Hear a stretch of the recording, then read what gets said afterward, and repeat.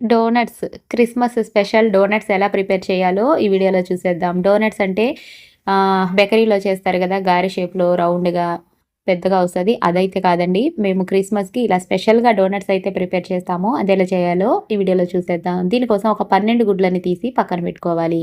ఇది కేజీ పంచదార. దీన్ని ఇలా సగం వేసుకొని మిక్సీ జార్‌లో ఫ్లేవర్ కోసం ఇలాచీ వేసుకొని పౌడర్ లాగా మిక్సీ పట్టుకోవాలి. హాఫ్ కేజీ వేసి మొదటగా మిక్సీ పట్టుకున్నాం కదా! దీన్నిలా ఒక బౌల్‌లోకి తీసేసుకొని, ఇంకొక హాఫ్ కేజీ వేసుకొని పౌడర్ లాగా మరలా మిక్సీ చేసేసుకుందాం. అంటే దీనికి ఒక కేజీ పంచదార అయితే సరిపోతుందనమాట. ఇప్పుడు 12 గుడ్లలో 6 గుడ్లని వేసుకొని, ఇవన్నీ కూడా ఇలా పగలగొట్టి 6 గుడ్లని మొదటగా దీన్ని కూడా మిక్సీ పట్టేసుకుందాం.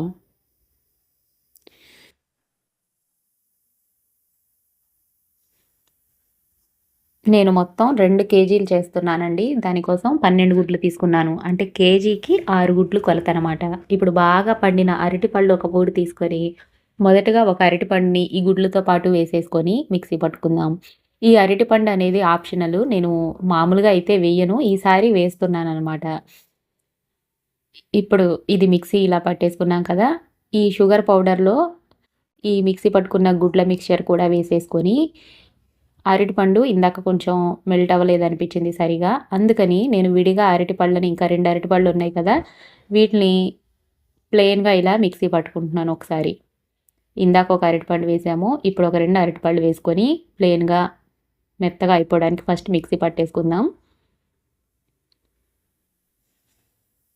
ఇలా ఉంది కదా! ఇప్పుడు మిగిలిన 6 గుడ్లని కూడా వేసేసుకొని ఇందులోనే మిక్సీ పట్టేసుకుందాం. అరటిపండు వేయకపోయినా కూడా బావుంటదండి. అరటిపండు ఆప్షనల్ కావాలంటే వేసుకోండి. వేయకుండా కూడా ట్రై చేయొచ్చు. వేయకుండా కూడా బావుంటది. చాలా బావుంటది. మన కేక్ ప్రాసెస్ ఎలా అయితే చేస్తామో అలాగే ఉంటదండి ఈ రెసిపీ మొత్తం. కాపోతే అక్కడ మనం ఏం చేస్తాము, కేక్‌ని బేకింగ్ చేస్తాము. ఇక్కడ మనం ఏం చేస్తాము, ఇవన్నీ కూడా ఫ్రై చేసేసుకుంటామనమాట. చూడండి. ఇప్పుడు ఈ ఈ మిక్స్చర్ కూడా ఇందులో వేసేసుకొని, ఈ షుగర్ పౌడర్ చేశాం కాబట్టి ఈజీగా మెల్ట్ అయిపోతది. మొత్తం ఇలా ఒక పెద్ద గంటె తీసుకొని దీన్నిలా కలిపేసుకోవాలి.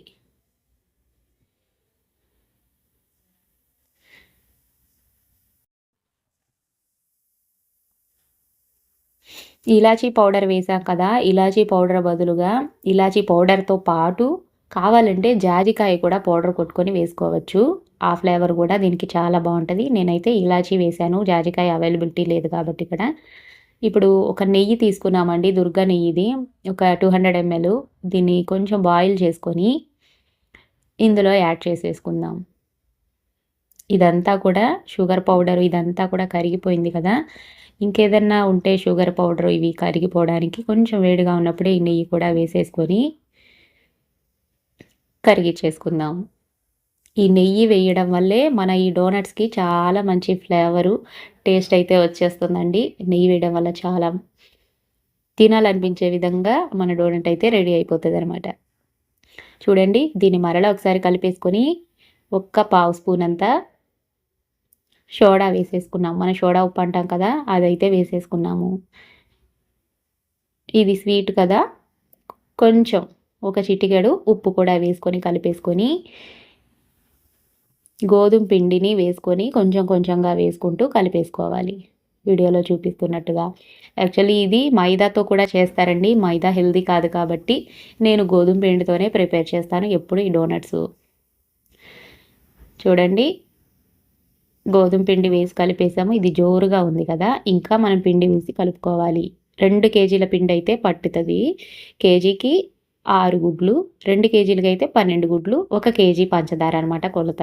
2 కేజీల పిండి పట్టేంత వరకు కూడా వేసి కలిపేసుకోవాలి. మనం కలుపుతూ ఉన్నంత సేపు కూడా ఇది గట్టిగా అయిపోతది. ఇంక ఇలా గట్టిగా రానప్పుడు మనం చేయి పెట్టి కలిపేసేసుకుందాం. తిప్పడానికి రాదు కదా! ఇలా అనమాట. దీన్ని 2 హాఫ్‌లుగా చేసుకొని ఇలా బాల్స్ లాగా ప్రిపేర్ చేసి పెట్టేసుకొని, ఆరిపోకుండా మూత పెట్టేసి ఒక్కొక్క బాల్‌ని ఇలా ఒత్తేసుకుంటూ వీడియోలో చూపిస్తున్నట్టుగా ఏదైనా కప్పు గానీ, ఏదైనా బాటిల్ మూత గానీ తీసేసుకొని ఇలా మనం షేప్స్ ఇచ్చేసుకుంటే మన డోనట్స్ అయితే రెడీ అయిపోతాయి. ఈ మందంలో ఉండాలి. మరీ పలచగా కాదు, మరీ మందంగా కాదు. మీడియంగా ఉండాలనమాట. ఇలా కాల్చేసుకోవడమే. ఆయిల్ హీట్ అయ్యాక ఇవి వేసుకొని మీడియం నుంచి సిమ్‌లో పెట్టుకుంటూ మాడిపోకుండా తెలుసు కదా మీకు ఎలా ప్రిపేర్ చేసుకోవాలో. చూడండి అవే పైకి వాటంతట అవే లేచొచ్చేస్తున్నాయి. ఇప్పుడు ఇలా వచ్చిన వాటిని కొంచెం బ్యాక్ సైడ్‌కి టర్న్ చేసుకుంటూ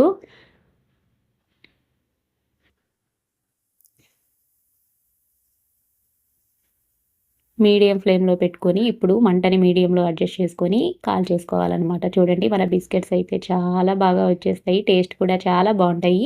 ఒకసారి ఇలా ట్రై చేయండి. ఇది క్రిస్మస్ స్పెషల్ రెసిపీ అండి డోనట్స్. మా నాన్నగారైతే చాలా బాగా చేస్తారు. మీకు కావాలంటే జాజికాయ పౌడర్ కూడా వాడుకోవచ్చు ఫ్లేవర్ కోసము. చూడండి ఎంత సాఫ్ట్‌గా ఉన్నాయో. ఇవి ఆరిపోయాక కొంచెం క్రిస్పీగా, గట్టిగా కూడా అయిపోతాయండి. బావుంటాయి. మరీ గట్టిగా కాదు, తినగలిగినంతగా బిస్కెట్ చాలా టేస్టీగా ఉంటుంది. ఒకసారి ఇలా ప్రిపేర్ చేయండి. రెసిపీ అయితే పోస్ట్ చేయడం లేట్ అయింది. క్రిస్మస్ కదా! నేను అవి ఇవి అన్నీ ప్రిపేర్ చేసుకొని రెసిపీ లేట్‌గా పోస్ట్ చేస్తున్నాను ఫెస్టివల్ తర్వాత. ఫస్ట్ టైం నా ఛానల్‌ని చూస్తున్నట్టయితే సబ్స్క్రైబ్ చేయండి. ఇక రెండో వాయి కూడా ఈ విధంగా అయితే వేసేసుకుందాం.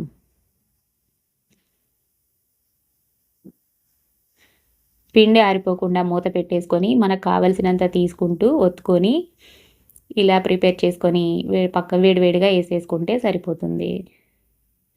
చాలా సింపుల్. ఒకసారి ఇలా ట్రై చేయండి. ఎలా వచ్చిందో నాకు కామెంట్ చేయండి. ఫస్ట్ టైం నా ఛానల్‌ని చూస్తున్నట్టయితే సబ్స్క్రైబ్ చేయండి. మరి ఈ డోనట్స్ మీకు నచ్చినట్టయితే ప్లీజ్ లైక్ చేయండి. Thank you. Thanks for watching. చూడండి ఆరిపోయాక కొంచెం క్రిస్పీగా అయితే వచ్చేసాయి కదా! తప్పకుండా ట్రై చేయండి.